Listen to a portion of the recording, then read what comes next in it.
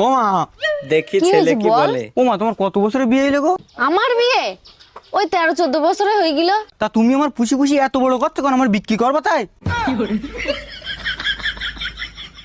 বৌমা যখন তোমার দোষ তখন তুমি যত নিজে স্বীকার দোষ করো না, নন্দ সবসময় আমার ঘোষ। ছেলের দোষ দাও কেন?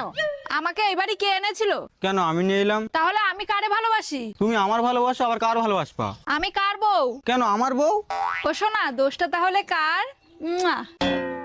ও মা সব দোষ তো আমার। শালা হারামি বউরগুলা।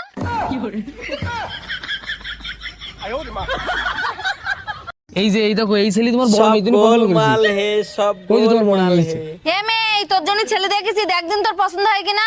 ও মা, তোমারও তো আমি আগে থেকেই বলে রেখেছি যে আমার কোনো ছেলে পছন্দ না। তোমরা যদি পারো আমার জন্য একটা মেয়ে দেখো। হে ভগবান, আমি কি মেয়ে জন্ম দিছি? এই অনামিকা, ফটো নাই তুই দেখি যা। এই যদি বিয়ে না করে তা তোর সাথে বিয়ে দিয়ে দেবানি। আমি ওসব ছেলে টেলে বিয়ে করতে পারবো না, আমারও মেয়ে পছন্দ। আর আমি তো প্রেমও করি একটা মেয়ের সাথে।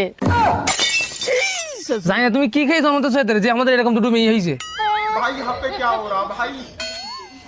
আমার এ বাড়িতে কি সেরকম কেউ আছে যে তার ছেলে পছন্দ? এই যে আমি আছি তো। কই ফটোটা আমাকে দেখো, আমি করবো বিয়ে।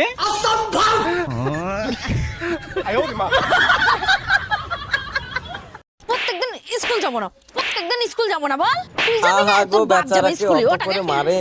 ও মা তুমি ওর মারছো কেন ওইভাবে ওর? এই তুই এতক্ষণ স্কুলের আগে কোথায় ছিলি? তুই এদিকে আয়, তোরও ব্যবস্থা আমি করছি। ও মা আমি বলছি কি, তুমি তো অনেকক্ষণ ধরে মেরিছো, ঠান্ডার সময় আর মেরি না ওর।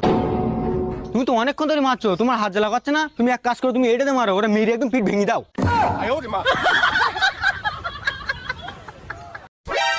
ও মা, এই দেখো আমার কতটা হাত কেটে গেছে। হিমা, এত হাত কি করে কাটলি তুই? এনে 500 টাকা তাড়াতাড়ি ডাক্তার দেখাই। শেষ পর্যন্ত দেখো কি কাণ্ড ঘটে। ওর হাত কেটে গেছিল, মা ওর 500 টাকা দেছে। তাহলে আমার একটা বুদ্ধি করি, 50 টাকার ওষুধ কিনবো আর 450 টাকা আমার লাভ হয়ে যাবে। ও মা এই দেখো আমার কতটা হাত কেটে গেছে। কই দেখি, এইটুকুনে হাত কেটে গেছে তাই তুমি আমার দেখাতে এসো? সাইডে গিয়ে হাতে মুতি দে, দেখিস কেন ঠিক হয়ে যাবে না।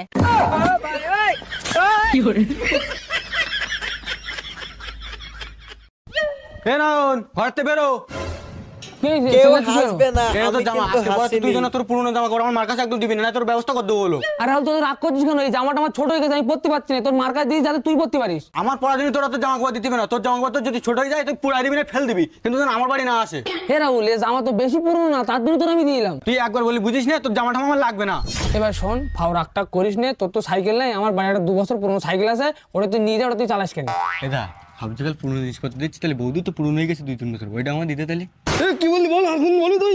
এ ছেড়ে দাও, ছেড়ে দাও, ভুল করে বলে ফেলেছে। হ্যাঁ দাদা আমি মুখ ফুসকি ভুল করে ফেলেছি, আমার মার দিব্যি কে বলছি।